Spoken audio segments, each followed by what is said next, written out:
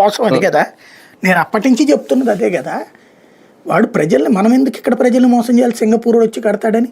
Singapore ఎందుకు కడుతుంది? అది మనం ఇదివరకు చెప్పింది ఏంటి? సింగపూర్ వచ్చి కన్స్ట్రక్షన్ చేస్తున్నాడని, మన అమరావతి కట్టించిస్తాడని. వాడు ఎందుకు కట్టించిస్తాడు? వాడికి ఏం తెలుసు అని కట్టించిస్తాడు? వాడి బిల్డింగ్ ఆడికి కట్టుకోవడం రాదట, వాడు వచ్చి మనకు కట్టించిస్తాడట.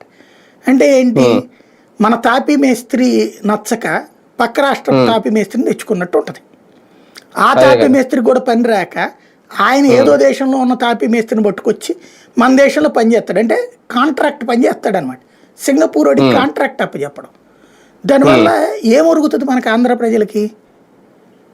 అర్థం చేసుకోవాల్సిన పాయింట్ అదే. ప్రజలకి ఏమొరుగుతుంది?